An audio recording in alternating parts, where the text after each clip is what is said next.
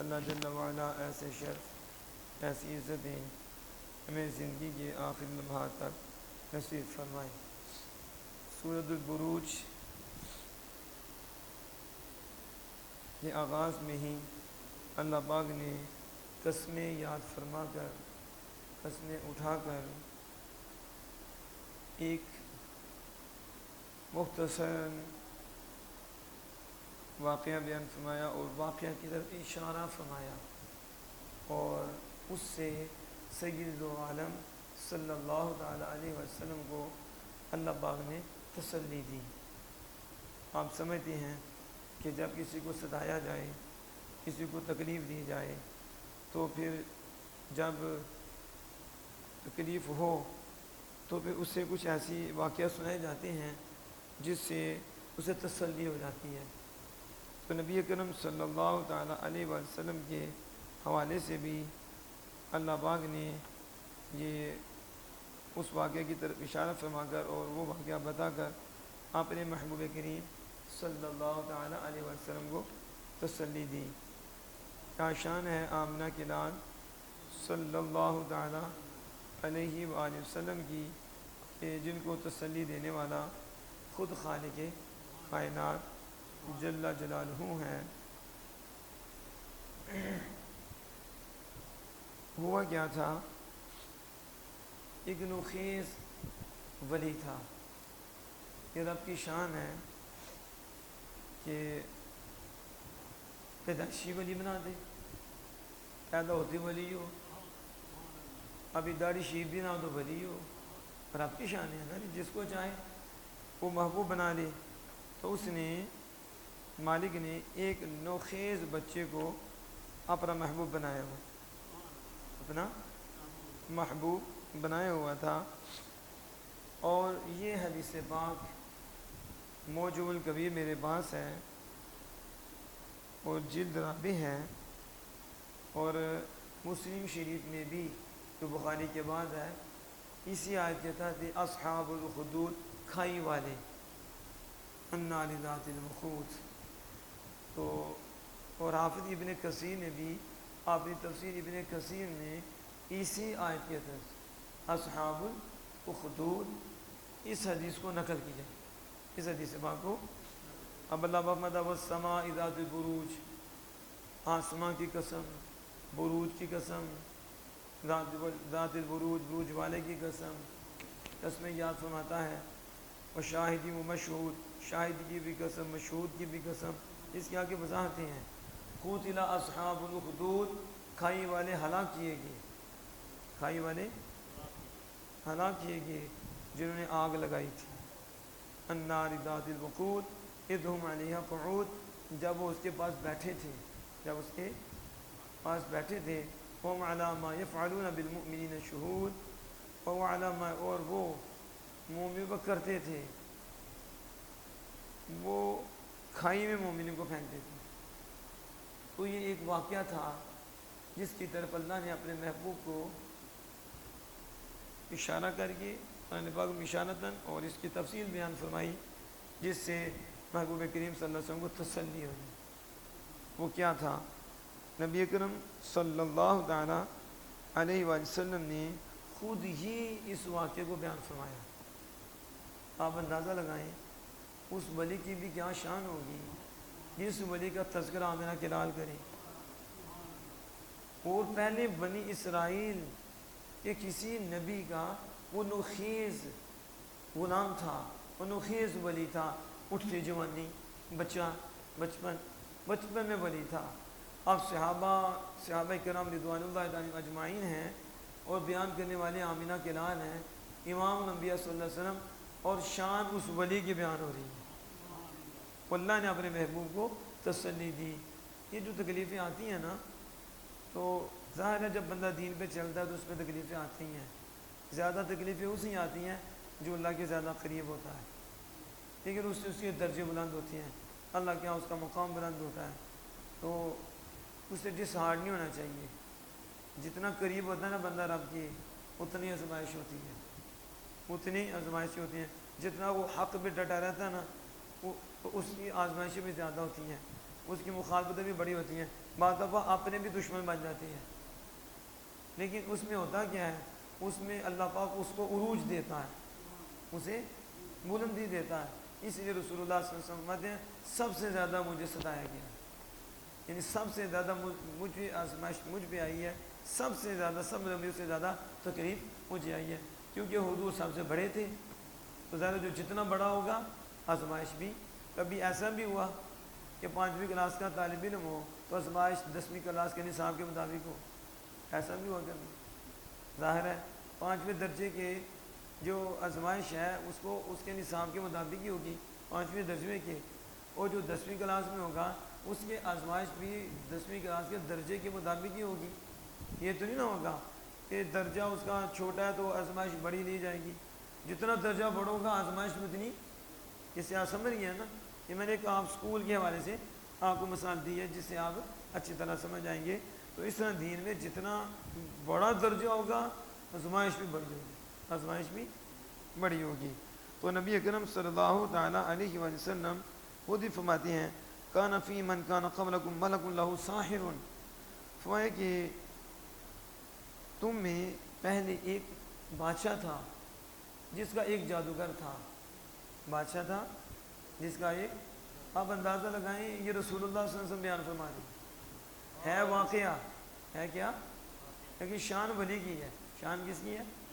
آج لوگوں کو گمراہ کرنے کے لیے یہ بھی طریقہ اختیار کرتے ہیں، کہتے ہیں یہ واقعہ بیان کرتے ہیں۔ تو یہ ہمیشہ یاد رکھیں ایسے لوگ دین کے دشمن ہوتے ہیں۔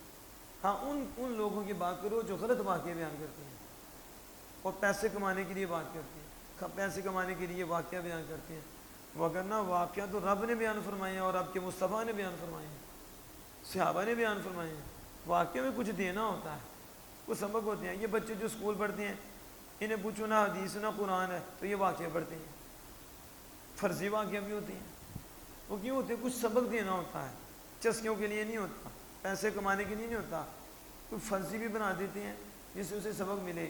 لیکن ہم جو واقعہ بیان کرنے لگے ہیں وہ آمنہ کے لال نے حقیقت پر مبنی واقعہ بیان فرمایا ہے کہ ایک بادشاہ تھا کہ جس کا ایک جادوگر تھا، اس کا ایک جادوگر تھا۔ تو فلما کابر الساحر، جادوگر جب بوڑھا ہو گیا، جادوگر جب بوڑھا ہوا، قال للملک، اس نے بادشاہ سے کہا انی کبرت، میں تو بوڑھا ہو گیا ہوں، میں بوڑھا ہو گیا ہوں، فادفع الی غلاما اعلمہ السحر، ایک بچہ میری طرف بھیج، ایک بچہ اسے میں جادو سکھاؤں، اسے کیا کروں؟ جادو سکھاؤں۔ فدفع الی غلاما، پس اس نے ایک بچہ اس کے حوالے کر دیا، ایک بچہ اس کے در بھیج دیا کہ اس بچے کو تو جادو سکھا۔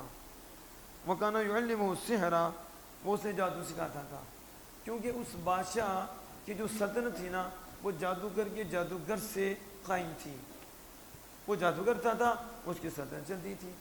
اب وہ بوڑھا ہو گیا، اس نے کہا کہ میں تو بوڑھا ہو گیا ہوں، تو تیری تو سلطنت چلتی ہے میرے جادو سے، تو مجھے بچہ دے تاکہ میں اس کو جادو سکھا دوں مرنے سے پہلے اس کو۔ اب یہ رسول اللہ صلی اللہ علیہ وسلم بیان فرما رہے ہیں اور مسلم شریف میں بھی موجود اور معجم کبیر معجم میں بھی موجود، حافظ ابن کثیر اس آیت کے تحت اس حدیث کو نقل کر رہی ہیں۔ اب یہ میں اس لیے بات بھی دوبارہ کر دی کہ بعض لوگ دھوکہ بھی دے دیتے ہیں کہ دیکھو قصہ سنانا ہے، یہ رسول اللہ صلی اللہ علیہ وسلم فرماتے ہیں جادوگر ہے اور جادوگر سے ہی اس کا ملک سلامت ہے، قائم ہے۔ سبب کوئی ہوتا ہے نا، تو بچے کو جادو سکھاتا تھا، وہ بچہ جو ہے بادشاہ کے درمیان اور جادوگر کے اس بچے بادشاہ کے درمیان اور جادوگر کے درمیان ایک صاحب تھا، ایک راہب تھا، ایک راہب، پتہ نا عیسیٰ علیہ السلام وہ تارک دنیا ہوتے تھے، تو عیسیٰ علیہ السلام کے ماننے والے راہب، تو بادشاہ اور جادوگر کے درمیان ایک راہب تھا۔ رسول اللہ صلی اللہ علیہ وسلم فرماتے ہیں وہ بچہ جو ہے وہ راہب کا کلام بھی سنتا تھا، اس نے راہب کا کلام سن لیا، کس کا؟ راہب کا۔ فعجبہ، اس کو اس کا کلام عجیب لگا، اس کو سمجھ کے اس کے دل میں لگ گیا، وہ خوش ہوا اس کے کلام سے۔ تو پھر کیا ہوا، اس بچے وہ جادوگر کے پاس آتا تو راہب کے پاس بھی بیٹھ جاتا، جادوگر کے پاس جب جاتا نا تو راہب کے پاس بھی بیٹھ جاتا. جالس عند الراہب، رسول اللہ صلی اللہ علیہ وسلم فرماتے ہیں جب جادوگر کے پاس جاتا تو وہ راہب کے پاس بیٹھ جاتا. فَإِذَا أَتَى السَّاحِرَ ضَرَبَهُ، پر جب وہ جادوگر کے پاس آتا تو جادوگر اسے مارتا. لیٹ آیا نا بچہ، چتر تھا یہ، پھر جادوگر اسے مارتا. تو وہ کہتا ما حبسک، کس چیز نے تجھے روکا، لیٹ کیوں آیا تو وَإِذَا رَجَعَ إِلَىٰ أَهْلِهِ، جب وہ اپنے گھر کی طرف لوٹتا تو قَعَدَ عِنْدَ الرَّاحِبِ، تو وہ راہب کے پاس بیٹھ جاتا. راہب کے بعد پر جب وہ اپنے گھر جاتا وہ کہتے ماں یہاں سے بھوگا، تجھے کون سی چیز روکتی ہے، کیوں لیٹ آیا تو پھر وہ اسے مارتے. ادھر وہ جادوگر مارتا اور ادھر گھر والے مارتے، کیونکہ راستے میں وہ راہب کے بعد بیٹھ جاتا تھا. راہب تھا نیک تو جادوگر بھی غلط. تو اب دیکھو کیسی بات ہے، یہ بڑے سبق ہیں اس میں. اگر میں کھولنا چاہوں تو 2 گھنٹوں کی بات ہو جائے، لیکن اتصال کے پیش نظر اس میں بڑے میسج ہیں اور بڑے پیغام ہیں. 2 صحبتیں تھیں، کتنی؟ ایک جادوگر کی بھی صحبت تھی، ایک نیک بندے کی بھی صحبت تھی، راہب کی بھی صحبت تھی. اور وہ مار کھاتا تھا جادوگر سے، گھر سے بھی کھاتا تھا مار، لیکن پھر بھی بیٹھتا تھا راہب کے پاس. یعنی دونوں صحبتیں اختیار کرتا تھا، جادوگر کے پاس بھی بیٹھتا تھا اور نیک بندے راہب کے پاس بھی بیٹھتا تھا. تو پھر ہوا کیا؟ وقال اذا اراد الساحر ان يضربك، جب ساحر اسے ارادہ کرتا جادوگر کہ وہ تجھے مارے. یہ راہب نے کہا، کیونکہ اس نے راہب سے شکایت کی کہ مجھے اس طرح مار پڑتی ہے. تو راہب نے کہا جب جادوگر تجھے مارنے کا ارادہ کرے تو تو نے کیا کرنا ہے؟ تو نے کہنا ہے کہ مجھے گھر والوں نے روکا ہے، مجھے گھر والوں نے روکا ہے. اور جب تیرے گھر والے تجھے مارنا چاہیں تو انہیں کہنا کہ مجھے جادوگر نے روکا ہے، مجھے جادوگر نے روکا ہے. حبسنی الساحر، مجھے جادوگر نے روکا ہے. بس وہ اسی طرح ہی ہوا، بس اسی طرح سلسلہ چلا. تو فاتا یومن علی دابۃ عظیمۃ قد حبست الناس ان یجوزوها. کیا ہوا؟ وہ ایک دن آیا تو ایک جانور تھا، یہ بھی لکھا ہے کہ وہ شیر تھا. کیا تھا؟ بڑا جانور تھا. اور یہ بھی ہے کہ وہ شیر تھا اور اس نے لوگوں کا راستہ روکا ہوا تھا. لوگوں کا، اب لوگ راستہ کیسے کراس کرتے، وہ ڈرتے. تو اس جو بچہ تھا اس نے کہا اليوم اعلم امر الساحر احب الى اللہ او امر الراہب. اس نے کہا آج پتہ چلے گا، آج کے دن پتہ چلے گا کہ آج کے دن جادوگر کا حکم یہ زیادہ محبوب ہے اللہ کی جانب یا راہب کا کام اللہ کی جانب زیادہ محبوب ہے. آج پتہ چلے گا اللہ کے ہاں زیادہ محبوب کون ہے، زیادہ. کیونکہ اب سامنے ہے موذی چیز، راستہ روکے ہوئے ہے. تو اب فیصلہ ہو جائے گا کہ اللہ کے ہاں جادوگر محبوب ہے زیادہ یا یہ نیک بندہ راہب محبوب ہے. تو اس نے کیا کیا؟ رسول اللہ صلی اللہ علیہ وسلم فرماتے ہیں فاخذ حجرا، اس نے پتھر پکڑا. کیا پکڑا؟ پتھر پکڑا. فرماها، وہ پتھر تو اس نے پکڑا اور پکڑ کر کہا بسم اللہ اللہم ان کان امر الراہب احب الیک وافضل فاقتل هذه الدابہ فرماها فقتلها. اس نے کہا اللہ کے نام سے اگر راہب کا معاملہ اللہ کے تیرے نزدیک زیادہ محبوب ہے اور زیادہ فضیلت والا ہے تو پھر تو اس دابہ کو قتل کر دے، اس جانور کو فقتل، تو اسے قتل کر دے. بس اس نے جب پتھر مارا، اس کو پتھر مارا، اسے قتل کر دیا. اسے وہ چھوٹے سے روڑے سے قتل ہو گیا، چھوٹے سے روڑے سے قتل ہو گیا. وذهب الناس، اور لوگ چلے گئے. فبلغ الراہب، راہب کو یہ خبر پہنچی تو اسے کہا ای بنیج، اے بیٹے انت افضل منی، تو اسے مجھ سے بھی آگے نکل گیا. تیرا مقام اللہ کے ہاں اتنا زیادہ ہو گیا ہے کہ میری صحبت میں بیٹھنے والے تو مجھ سے بھی آگے نکل گیا، تیری فضیلت تو مجھ سے بھی زیادہ ہو گئی. انت افضل منی وانک ستبتلی. بس جب تم مجھ سے آگے نکل گیا نا، اب بیٹے آزمائش آئے گی. اب کیا آئے گی؟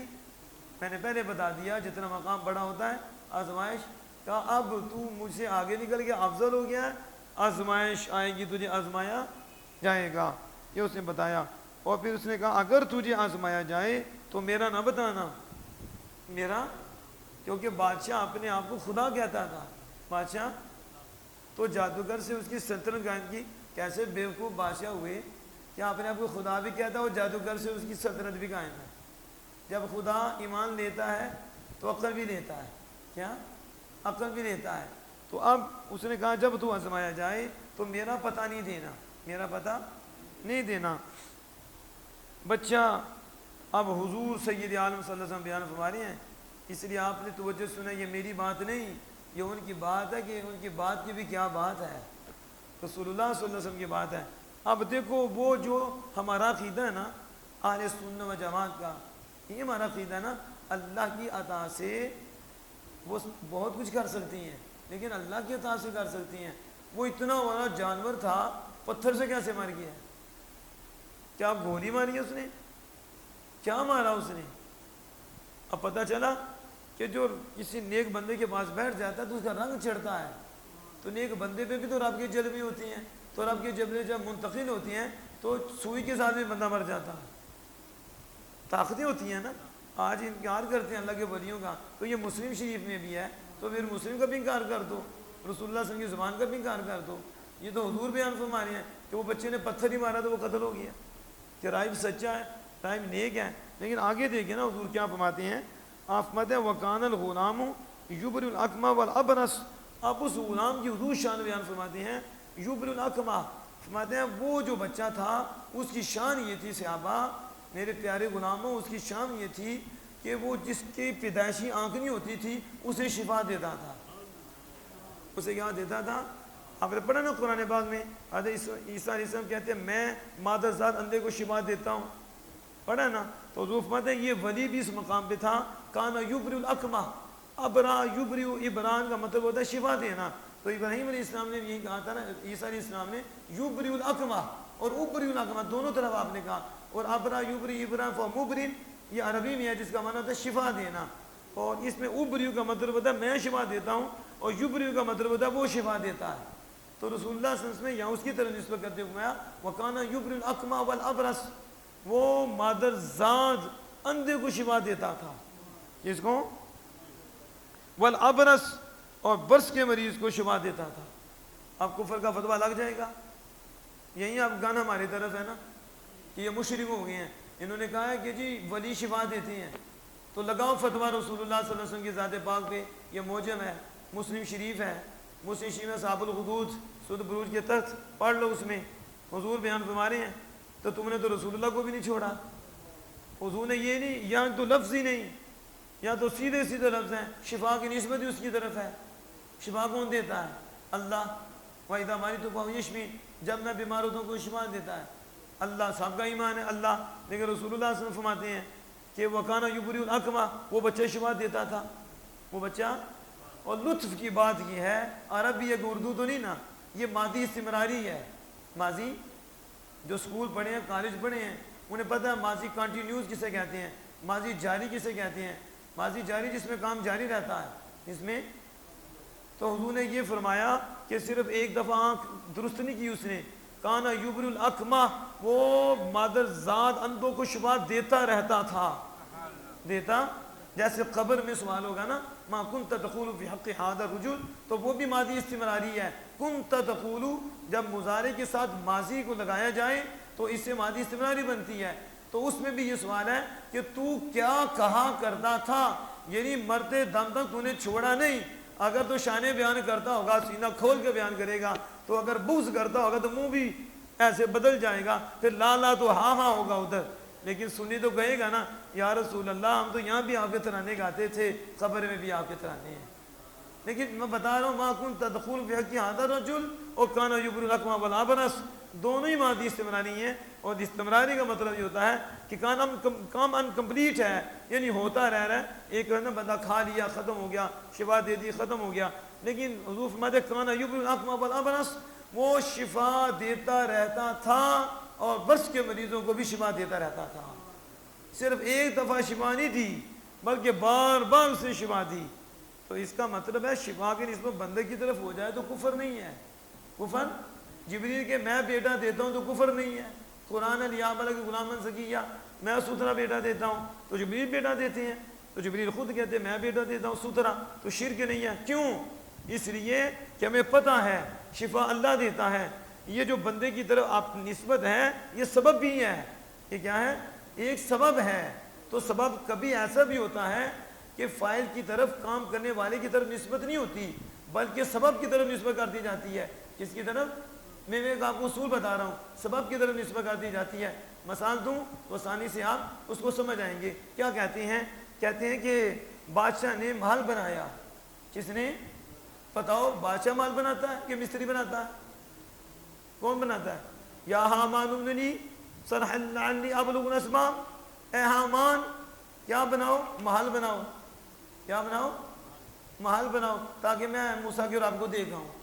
ظالم، محل بناؤ. حامان نے محل بنانا تھا. محل کس نے بنانا ہے؟ مستری نے. لیکن ایسا ہوتا ہے کہ جو فاعل ہوتا ہے اس کی طرف نسبت نہیں ہوتی، نسبت سبب کی طرف ہو جاتی ہے. سبب حکم بنا بادشاہ کا کہ بادشاہ کہتا ہے کہ محل بناؤ تو کہہ دیا جاتا ہے بادشاہ نے محل بنایا، کیونکہ سبب کون بنا؟ بادشاہ. تو معمار کی طرف نسبت نہیں ہوتی.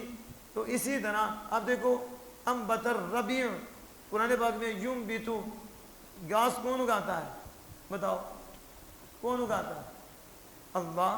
کون اگاتا ہے؟ تو اللہ ہی کہتا ہے تنبت الارض، زمین اگاتی ہے. یہ زمین اگاتی ہے کہ رب اگاتا ہے؟ تو کفر ہو گیا ہے.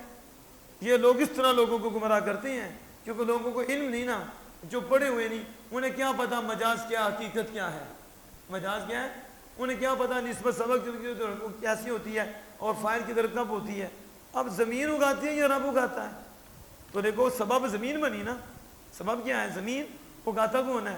لیکن اللہ نے اپنی طرف نسبت نہیں کی، اللہ نے زمین کی طرف کر دی. مطلب کیا ہے؟ سبب کی طرف نسبت ہوئی لیکن اگانے والا اللہ ہے. اگانے والا. اسی طرح یبرئ الاکمہ، حضور پتہ وہ شفا دیتا تھا. مطلب کیا ہے؟ شفا اللہ ہی دیتا تھا، سبب اللہ اپنے ولی کو بناتا تھا. سبب یعنی اس کے ذریعے سے دیتا تھا اس کے. پھر یہ آپ اس اصول کو سمجھیں کہ تو کبھی مسئلہ نہیں بنے گا. آپ نے کہتے میں نے گھر بنایا، آپ نے بنایا مستری نے بنایا؟ کس نے بنایا؟ تو مستری فاعل ہوا کہ آپ فاعل ہیں، لیکن نسبت کس کی طرف ہو رہی ہے؟ اس کا مطلب ہے سبب کی طرف نسبت ہے، کیونکہ حکم آپ نے دیا تھا. حکم بنایا مستری نے تھا لیکن نسبت جس نے حکم دیا اس کی طرف کر دی. تو یہ مجازی ہوئی. حقیقت میں بنانے والا مستری ہے. حقیقت میں تو آپ ساری باتیں سمجھ میں آ گئی نا.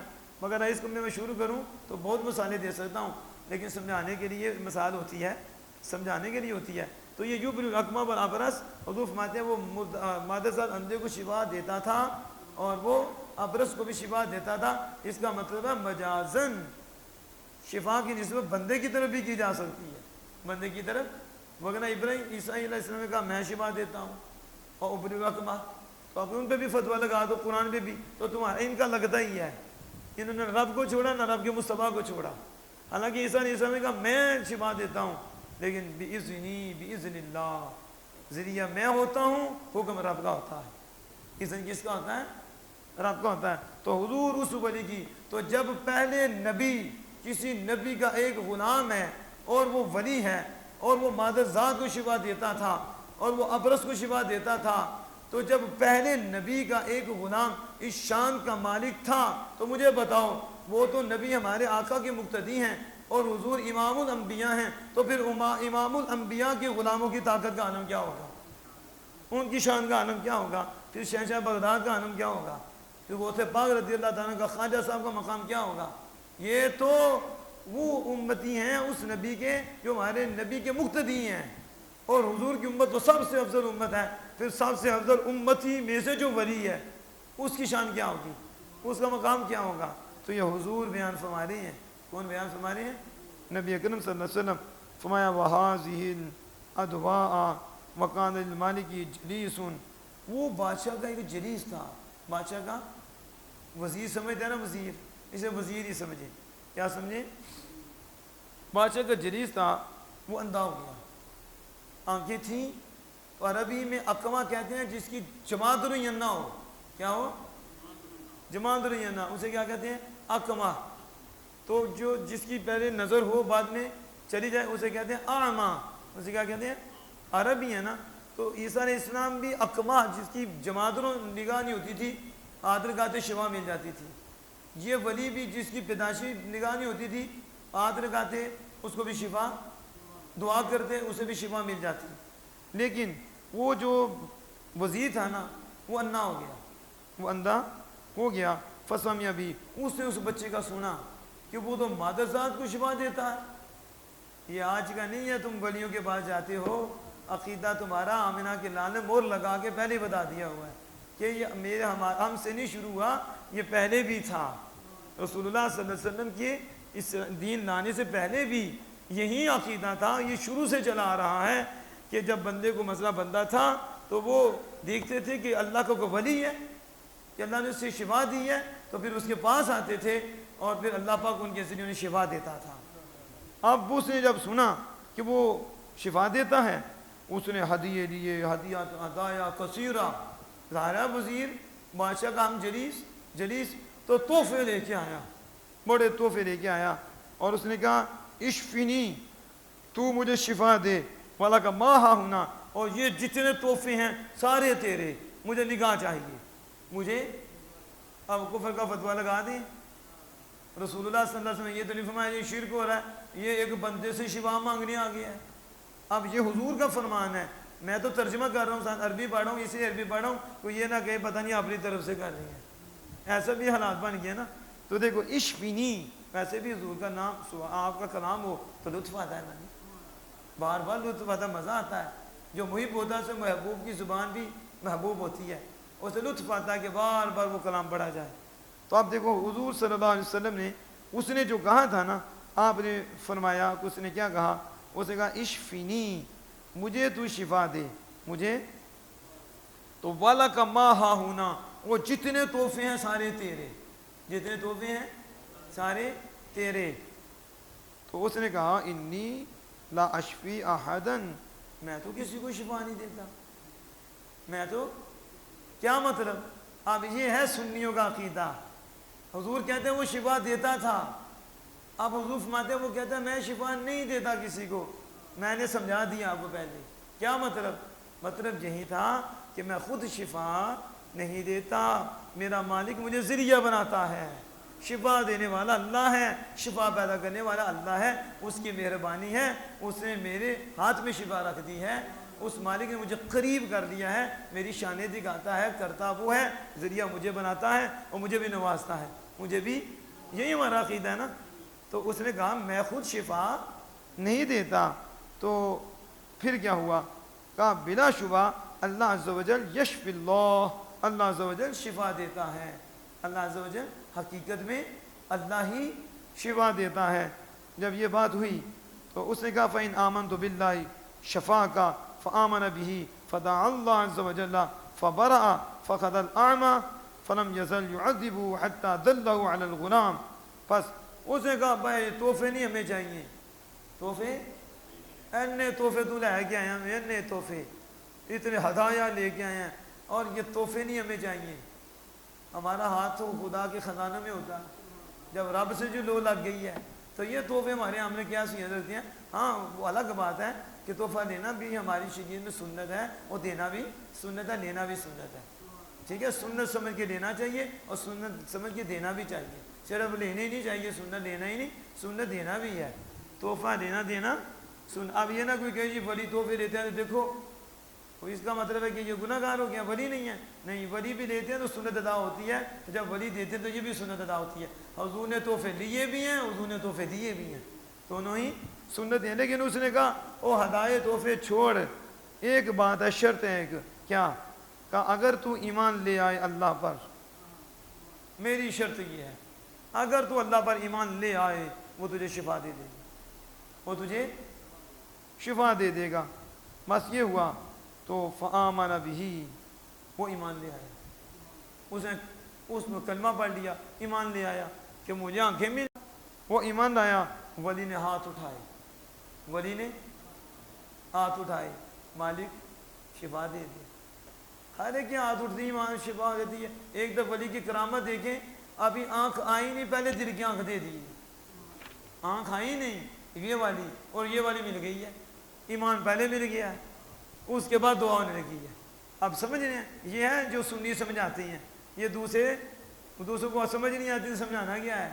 اب پہلے ایمان لایا ہے، ابھی آنکھ نہیں ملی، آنکھ سے پہلے کہا فَإِنْ آمَنْتَ بِاللَّهِ شَفَاكَ، اگر تو اللہ پر ایمان لائے اللہ تجھے شفا دے گا۔ فآمن بھی رسول اللہ صلی اللہ علیہ وسلم نے ابھی دعا نہیں کی اور اس کے کہنے پہ وہ ایمان لے آیا۔ اس سے ہم سمجھتے ہیں کہ اس ولی کی نگاہ نے ایسا تیر لگایا ہے کہ اس کا دل روشن ہو گیا، اس کے کلام میں وہ نور تھا کہ اس کا دل روشن ہو گیا، وہ ایمان لے آیا۔ پھر ولی نے ہاتھ اٹھائے، ہاتھ اٹھائے، مالک شفا دے دے، فبرأ، اللہ نے شفا دے دی، اس کی آنکھیں درست ہو گئیں، اس کی آنکھیں۔ میں آج صرف یہی واقعہ بیان کروں گا کیونکہ یہ ہے بھی طویل ہے اور ہے بھی حضور کی حدیث صلی اللہ علیہ وسلم، لطف بھی آ رہا ہے۔ تو پھر کیا ہوا، اس کی آنکھیں درست ہو گئیں۔ اب آنکھیں جب درست ہوئی نا تو فلم یزل یعذبہ، پھر وہ ہمیشہ اس کو عذاب دیتا رہا۔ کون؟ بادشاہ۔ کون؟ اور اس نے پوچھا نا کہ یہ آنکھیں کیسے صحیح ہو گئیں، وہ نہ بتائی، کیونکہ بادشاہ اپنے آپ کو خدا کہتا تھا۔ اب اگر وزیر بتا دیتا تو ظاہر ہے پھر کام شروع ہو جانا تھا، آزمائش شروع ہو جانی تھی، تکلیفیں شروع۔ وہ آپ کو پتہ ہی ہے، یہ جو دنیا کے کتے ہوتی ہیں، ان کے پاس جو مال ہوتا ہے، پھر دیکھو نا کتنا ظلم انہوں نے علماء پہ کیا تھا، آپ کے سامنے ہی ہے، کون سی ٹکی چھپی ہے، حضور کی عزت پہ جو نکلے ان کا کیا حال کیا تھا۔ اور ہمیں یاد ہے کہ جب یہ ربیع النور تھا اور ربیع النور میں کریک ڈاؤن کیا، علماء کو اور غریب لوگوں کو قید کیا، اور کسی کا گھر کے پتہ نہیں کیا حالات بنے، چار دیواری کا لحاظ نہ کیا گیا اور توڑ دیا گیا، پیچھے بچیاں روتی رہیں، گھر میں کیا حالات تھے، غربت کتنی تھی، وہ ظلم بھی ہمیں نہیں بھولتا، وہ بھی ربیع النور کے مہینے میں تھا۔ اس میں لیکن جو نیک لوگ ہوتے ہیں نا ان پہ آزمائشیں آتی ہیں۔ وہ وزیر کو نا بادشاہ عذاب دیتا رہا، یہاں تک کہ وزیر بول پڑا کہ مجھے وہ غلام بچہ ہے، وہ بچہ، اس سے شفا ملی ہے، اس سے میری آنکھ ٹھیک ہوئی ہے، ایمان جو لے آیا تھا، تو اس کی کرامت ہے۔ تو پھر کیا ہوا، بادشاہ نے اسے کہا، اس بچے کو، الک رب غیری، کیا میرے علاوہ بھی تیرا کوئی رب ہے؟ اتنا آکڑا تھا، اس نے کہا الک رب، کیا کوئی رب ہے غیری میرے سوا تیرا کوئی رب ہے؟ فقال نعم، اس نے کہا ہاں، اس نے کہا ولی ہوتی ہے، ولیوں کے دل کے اوپر ان کتوں کا روب نہیں ہوتا، خوف اور چیز ہوتی ہے، دل پہ روب ہونا اور چیز ہوتی ہے۔ دنیا داروں کا روب ولی کے دل پہ نہیں ہوتا اور نبی کے دل پہ روب نہیں ہوتا، وہ صرف تکلیف سے بچتی ہیں، ظاہری تکلیفیں، وگرنہ ان کے دل پہ کوئی چیز اثر نہیں کرتی، ان کے دل اللہ کے انوار کے مرکز ہوتے ہیں، وہ اللہ سے ڈرتے ہیں، دل میں کچھ بھی نہیں ان کے ہوتا، نہ کسی، اس لیے ولی آنکھوں میں آنکھیں ڈال کے بات کرتے ہیں، وہ نہیں ڈرتے کسی سے، صرف اللہ سے ڈرتے ہیں، تو اس لیے ان کے دل پہ غلبہ آتا ہے تو بندہ جھکتا ہے نا۔ تو جب اس نے کہا نا، اس بادشاہ نے، میرے علاوہ بھی تیرا کوئی رب ہے؟ کہا نام ربی و ربک، اتنا دلیر ولی تھا اور نوخیز بچہ تھا، ابھی بچہ ہے، لیکن عشق ہو نا تو بچہ بھی ہو تو جوان ہوتا ہے، عشق بوڑھے کو بھی جوان رکھتا ہے، تو بچے میں عشق تھا، محبت تھی۔ اس نے کہا صرف میرا ہی رب نہیں تیرا بھی رب ہے، اتنا بھی کہہ دیتا میرا رب ہے۔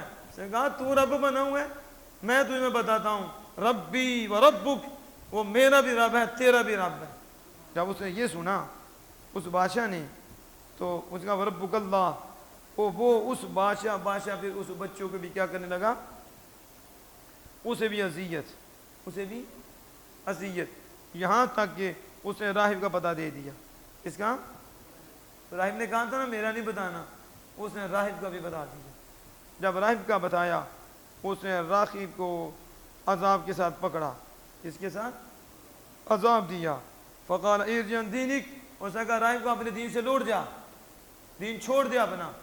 ایسا ہی ہوتا ہے نا، یہ جیلوں میں بند کر کے کیا کہتے ہیں کہ حضور کا نام لینا چھوڑ دو، یہ کیا جیلیں ہیں، وہ جانے دینے کے لیے تیار ہوتے ہیں، کروں تیرے نام پہ جاں فدا، نہ بس ایک جہاں دو جہاں فدا، دو جہاں سے بھی نہیں جی بھرا، کروں کیا کروڑوں جہاں نہیں۔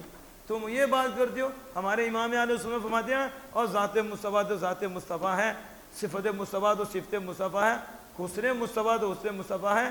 ہم سے پوچھو حضور کے نام کی شان کیا ہے، کہا کروں تیرے نام پہ، یہ نہیں کہا کروں تیری ذات پہ، یہ نہیں کہا کریں تیرے محبوب اوصاف پہ، کہا کروں تیرے نام پہ جہاں فدا، نہ بس ایک جہاں دو جہاں فدا، دو جہاں سے بھی نہیں جی بھرا، کروں کیا کروڑوں جہاں نہیں۔ یا رسول اللہ کروڑوں جہاں آپ کے نام پہ قربان کرتے ہیں، ذات تو ذات ہے، وصف تو وصف ہے، نام ہی آپ کا اتنا پیارا ہے کہ ہمارے بس میں ہو تو کروڑ جہاں قربان کرتے ہیں۔ تو یہ تو کیا کتوں کو بتا کہ تم ولیوں کو خرید سکتے ہو؟ ولی وہ ہوتے ہیں جو بارگاہ مصطفی میں خریدے جا چکے ہوتے ہیں، انہیں کوئی نہیں خریدتا، تو جو جسے رب خرید لے اسے کون خرید سکتا ہے، اور جس سے رب نے سودا کر دیا ہو اسے کون خرید سکتا ہے؟ تو ولی وہ ہوتے ہیں جنہیں رب نے خرید لیا ہوتا ہے، اور اس پہ ہمارے پاس دلائل ہے۔ لیکن یہ میں بتا رہا ہوں وہ کیا اس نے کیا کہ اب وہ جو راہب تھا اسے کہا لوٹ جا اپنے دین سے، تو راہب کیسے لوٹتا؟ راہب بھی پکا تھا، راہب دین سے نہ لوٹا۔ اب دیکھو ہوا کیا، بس بات کرنی تو بڑی آسان ہے، اس نے انکار کیا، اس کا میں نے اپنے دین کو نہیں چھوڑنا، اس نے آرے کے اندر ٹکڑے کر دیے۔ کیا کیے؟ اس لیے ام حسبتم ان تدخلوا الجنۃ ولما یأتکم مثل الذین خلوا من قبلکم، کیا تم نے یہ گمان کر لیا کہ تم جنت میں داخل ہو جاؤ گے؟ جیسے آج بھی میرے بھائی بات کر رہے تھے، اور شاید بات ہو رہی تھی کہ وہ بیان میں ہی ایسے بیان کرتے ہیں یا کوئی ایسی بنات پڑھتی ہیں نا کہ جس سے وہ جنت میں پہنچا دیتی ہیں، لوگ سمجھتے ہیں جنت میں جانا آسان ہے، اور ظلم پہ ظلم کرتے جاؤ، ظلم کے ظلم کرتے جاؤ، آسان ہے۔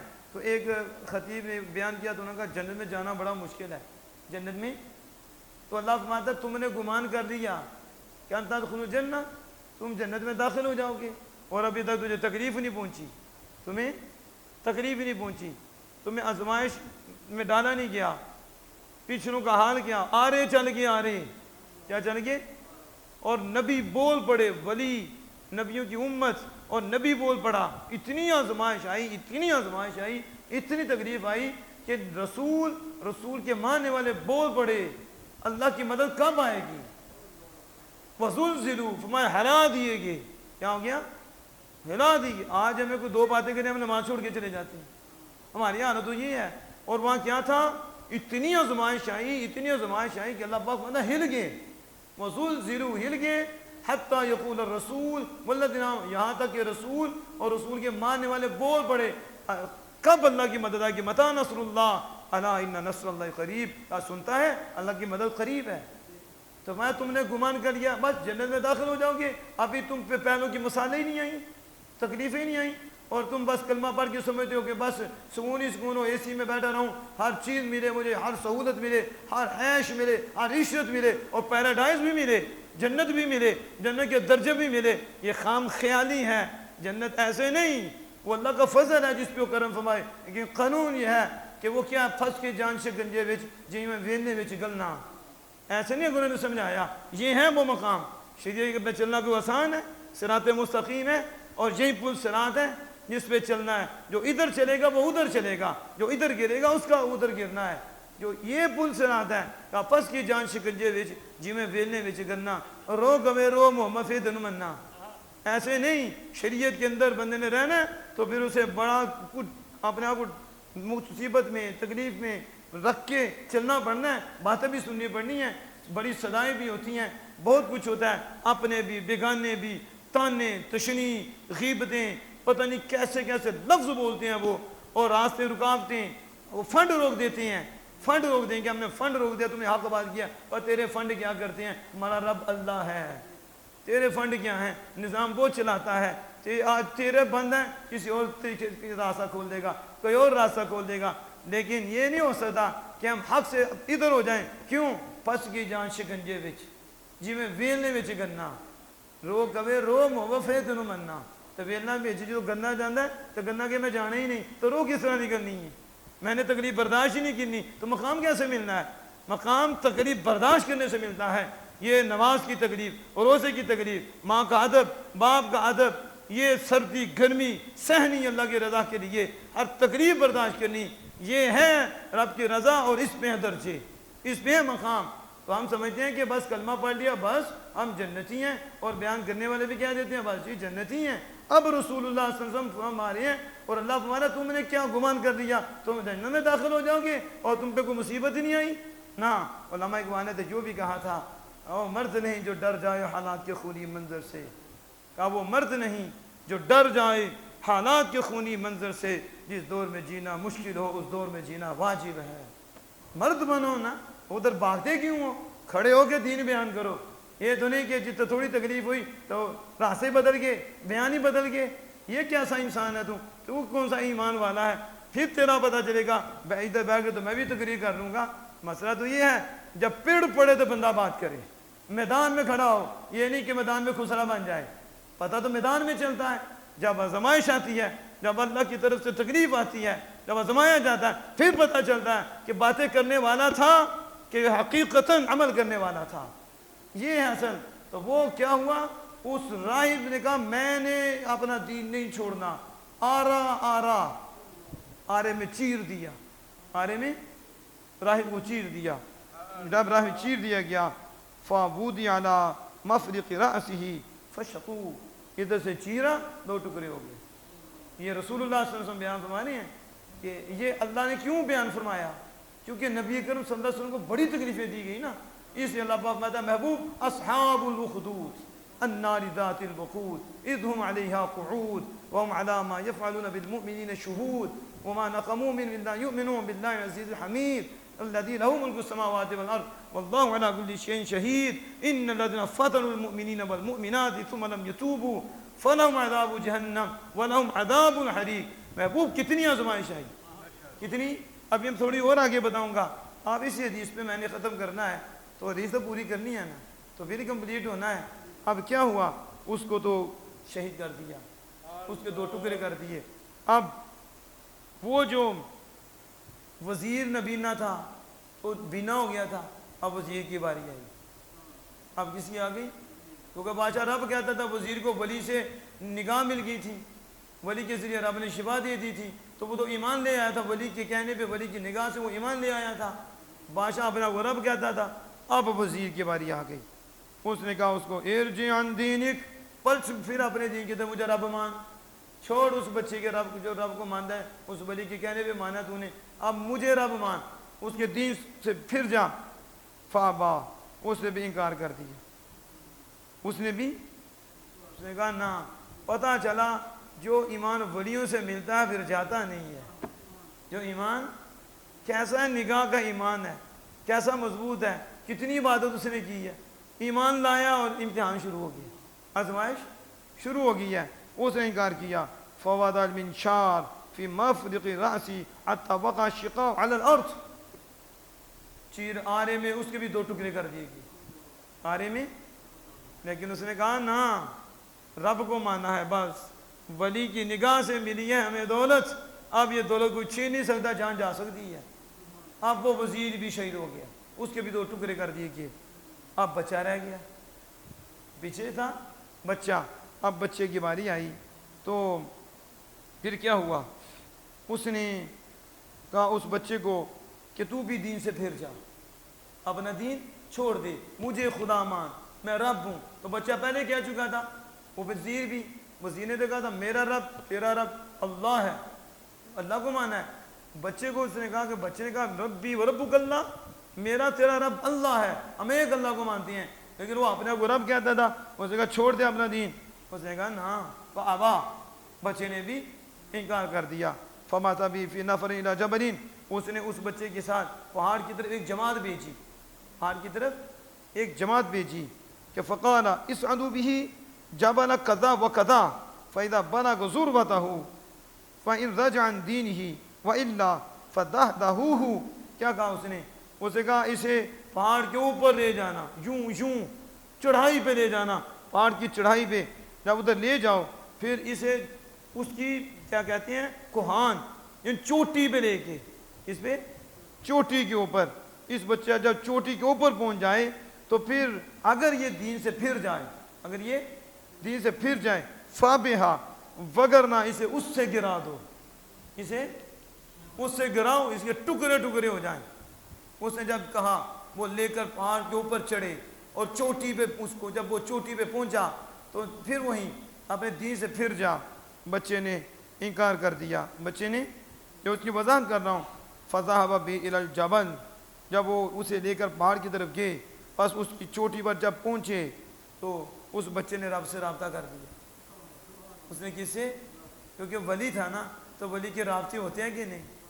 ہر ایک کے رابطے نہیں ہوتے، لیکن ولیوں کے رابطے ہوتے ہیں، جو رب کے ہوتے ہیں ان سے رب کے رابطے ہوتے ہیں، رب ان کی قبول کرتا ہے، ان کی شانیں دکھاتا ہے۔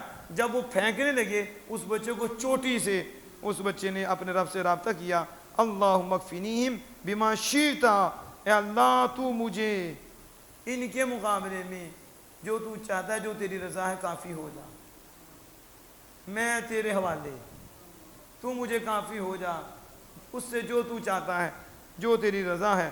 فَزَحَقَ بِهِمُ الْجَبَلِ، رسول اللہ صلی اللہ علیہ وسلم فرماتے ہیں پہاڑ پہ زلزلہ آ گیا۔ کیا ہو گیا؟ زلزلہ آ گیا۔ فَزَحَقَ بِهِمُ الْجَبَلِ فَذَهَبُوا أَجْمَعُونَ، اور سارے کے سارے گر گئے نیچے، جو پھینکنے آئے تھے بہت ہی نیچے، سارے مر گئے، سارے ہلاک ہو گئے۔ آئے تھے ولی کو ہلاک کرنے، وہ آپ ہلاک گئے۔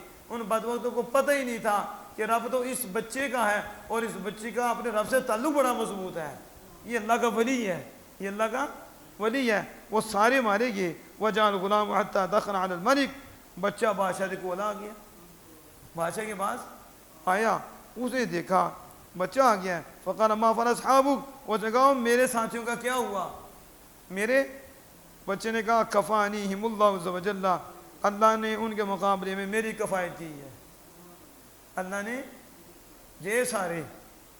اب فَبَعَثَ بِهِمْ فِي نَفَرٍ فِي قُرْقُورَةٍ، پھر اس نے ایک اور جماعت تشکیل دی کہ اس بچے کو لے جاؤ اور اسے کیا کرو، اسے کشتی میں لے جاؤ، جب دریا کے سینٹر میں جاؤ، سینٹر میں، تو اس کو سینٹر میں جا کے پھر نیچے ڈالنا ہے اس بچے کو۔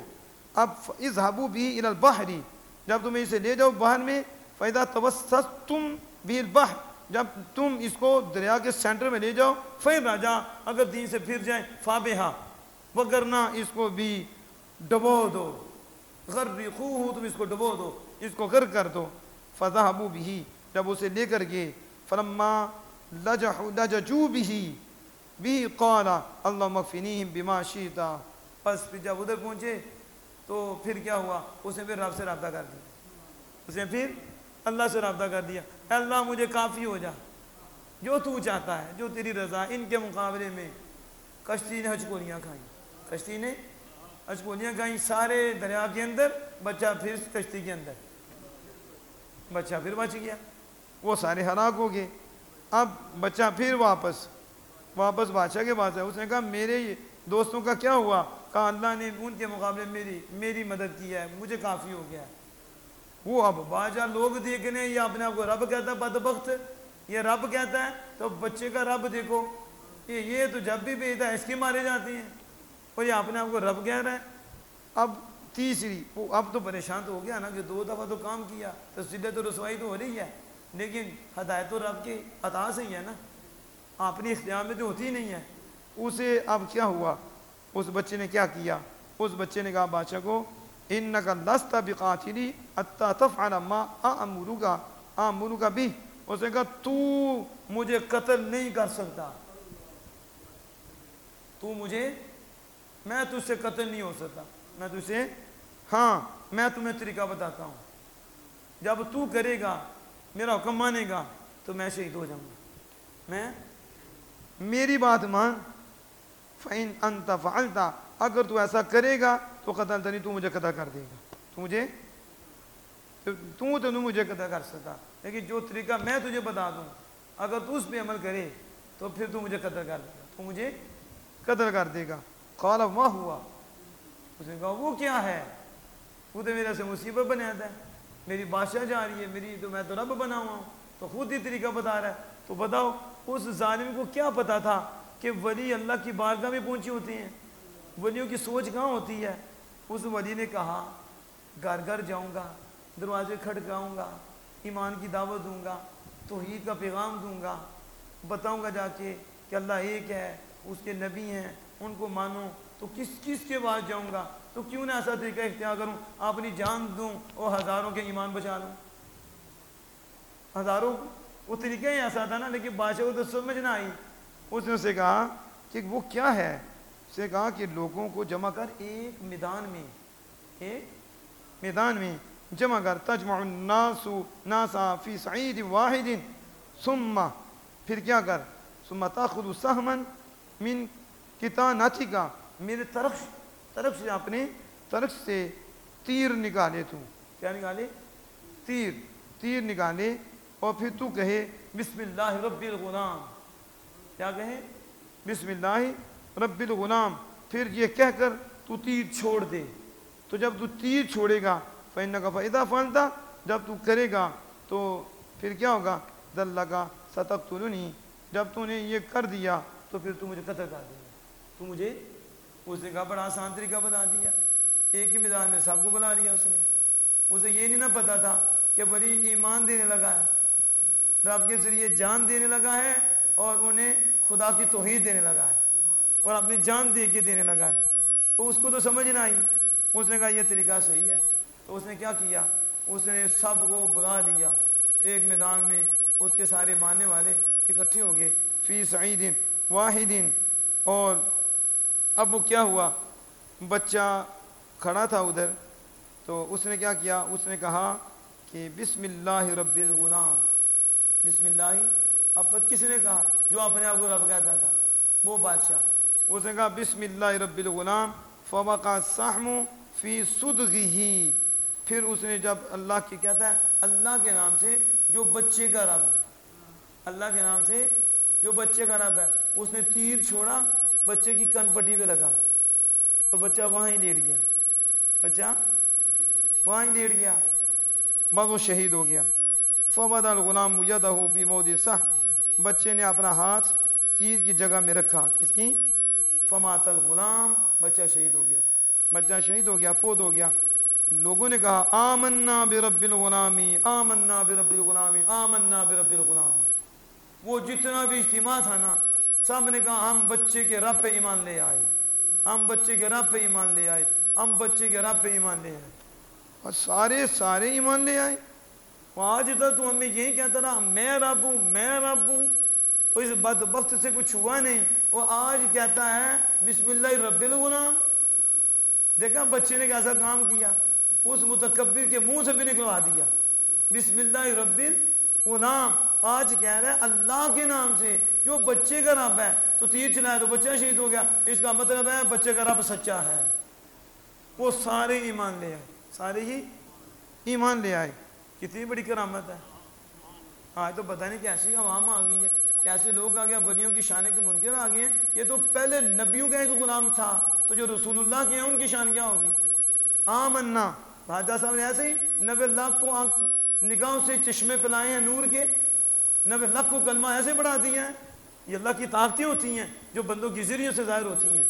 اب یہاں دیکھ ہوا گیا، جب وہ سارے ایمان لے آئے تو قیل لہ ارأیت ما کنت، آگے فقط واللہ ما نزل بک قد آمن الناس کلہم فامر بافواہ سککی، آگے بات چلتی رہی۔ وہ اب بادشاہ نے انہیں کہا دین سے لوٹو، اب لوٹو۔ پہلے تین شہید کیے، 2 پہلے شہید ہوئے، تیسرا بچہ شہید ہوا، اب سارے ایمان لے آئے، وہ جتنے بھی میدان میں تھے، کہتا دین سے پھرو۔ اس نے کھائی کھدوائی، یہ تھی جو میں نے کہا سورۃ البروج، جس کے یہاں تفسیر ہو رہی تھی۔ اللہ پاک اپنے محبوب کو تسلی دے رہا ہے، محبوب دیکھو وہ ڈٹے، پہلے ایک شہید ہوا، آرے میں چیر دیا گیا، پھر دوسرے کو بھی آرے میں چیر دیا گیا۔ حالانکہ ولی کی شان یہ تھی کہ وہ شفا دیتا تھا، مادہ زاد اندھے کو بھی، ابرص کو بھی شفا دیتا تھا۔ اس نے تو اس جو وزیر تھا اس کو بھی ایسی توجہ کی، وہ بھی کلمہ پڑھ گیا، پھر وزیر کی آنکھ بھی آ گئی، اتنا اس کا مقام تھا۔ لیکن راہب بھی آرے میں چیر دیا گیا، وزیر بھی چیر دیا گیا، پھر وہ بچہ بھی شہید ہو گیا۔ پھر بچے کے اس اچھے طریقے سے کتنے ایمان بھی لے آئے، تو اس بادشاہ نے کھائی کھدوائی۔ وہی اللہ پاک فرماتا ہے قُتِلَ أَصْحَابُ الْأُخْدُودِ، کھائی والوں پر لعنت۔ کن پر؟ کھائی والوں پر۔ انہوں نے کھائی کھدوائی، کہیں سمجھتے نا اندر آگ اور بمبڑ آگ کا، اور آلے ارد گرد میں کرسیاں لگا لی، کیا کر لی؟ کرسیاں، اور کہا لوٹو دین سے، سامنے آگ ہو، اب اندازہ لگاؤ آگ تو کھائی، تو کھائی میں چھلانگ لگانی ہے؟ آج ایک پلیٹ میں ایمان دے دیتے ہیں ہمارے یہاں، ایسے ہی ہے نا، ایک پلیٹ میں اللہ کے بے ادب بن جاتے ہیں، اللہ کے محبوب کے بن جاتے ہیں، ایک پلیٹ ایک کرسی کے لیے ایمان دے دیتے ہیں، یہ حال ہے۔ لیکن یہ دیکھو سامنے آگ لگی ہے، کھائی کھودی ہوئی ہے، اللہ پاک فرمایا قتل اصحاب الخدود النار ذات الوقود اذ هم علیہا قعود، وہ آگ کے پاس بیٹھے ہوئے ہیں، کرسیوں پہ بیٹھے ہوئے ہیں تماشا دیکھنے کے لیے کہ اب جلیں گے یہ۔ ایمان سے کہا لوٹو آگ سامنے ہے، یا آگ میں جانا پڑے گا یا پھر دین چھوڑنا پڑے گا۔ انہوں نے کہا یہ تو نہیں ہو سکتا، یہ تو ولی کے ذریعے دین ملا ہے، ولی کے ذریعے ایمان ملا ہے، اتنا پختہ ایمان ہے، ابھی کوئی زیادہ ٹائم بھی نہیں، کھائی کھدوائی ہے، ایک ایک کر کے چھلانگ لگا رہے ہیں، ایک ایک کر کے آگ میں چھلانگ لگا رہے ہیں، لیکن ایمان سے نہیں پھر رہے۔ کتنے تھے وہ، ایک ایک کر کے جا رہے ہیں۔ ایک ماں، اس کا گود کا بچہ تھا، اس کا گود کا بچہ تھا، ماں ہچکچائی، کیا کیا اس نے؟ کیونکہ چھوٹا سا بچہ ہے تو آپ اس بچے، ماں ہی ہوتی ہے، بچہ بچہ ہی ہوتا ہے۔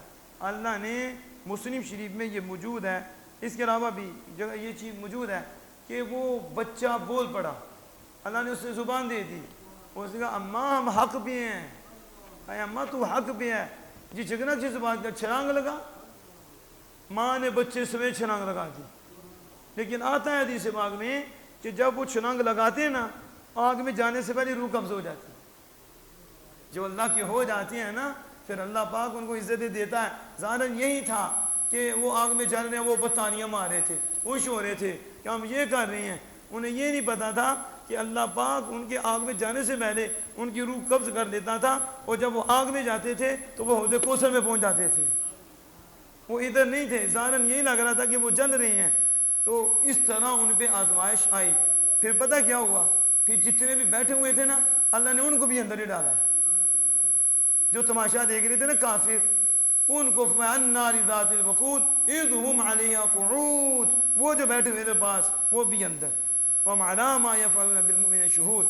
اللہ پاک بتا انہیں پتہ کیوں برا لگا جو انہیں کھائی کھدوائی اور انہوں نے یہ ظلم کیا، صرف اس بات پہ کیا کہ وہ اللہ پہ ایمان لے آئے۔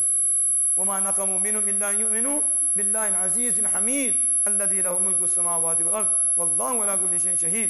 اس کے بعد اللہ پاک فرماتا ہے ان الذين فتنوا المؤمنين والمؤمنات، بے شک مومنین کو تکلیف دی گئی، مومنین کو آزمایا گیا، آزمایا نہیں گیا، سارے کے سارے اندر گئے ہیں۔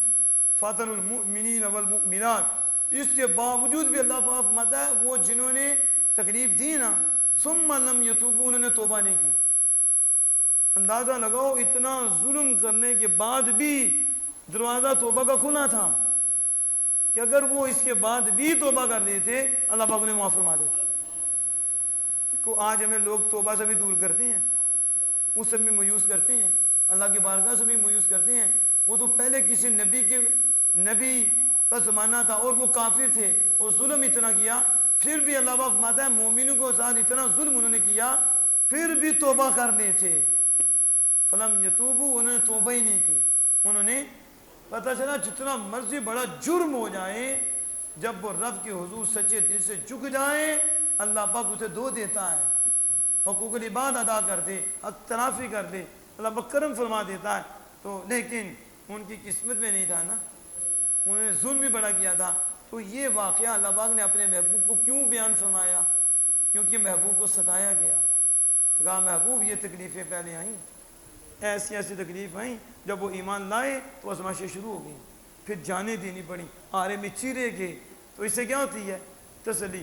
آج ہمارے ہاں کیا ہوتا ہے، کبھی آپ بھی تو بچوں کو ایسے کہا کرو نا کہ بیٹا آج نماز پڑھتے ہو، دو باتیں ہوتی ہیں، تو ہم نے بھی بڑی سنی تھی، ہمیں بھی بڑے تانے دیتے تھے، آج 14 دنوں بعد کتوں نظر آئے ہو، بڑی عجیب باتیں کرتے ہیں نا، یہ بڑے عجیب قسم کے لوگ ہوتے ہیں۔ ایک بندہ نماز پڑھنے آ گیا نا، حجی تو اسی کتوں آ گیا، یہ بندے اچھی بات ہے، وہ بندہ ہی چلا جاتا ہے، وہ بندہ ہی آیا تھا خوش ہوتے چھپا مارتے، کہتے بڑی خوشی ہوئی ہے، اللہ آپ پہ فضل فرمائے، اللہ آپ پہ کرم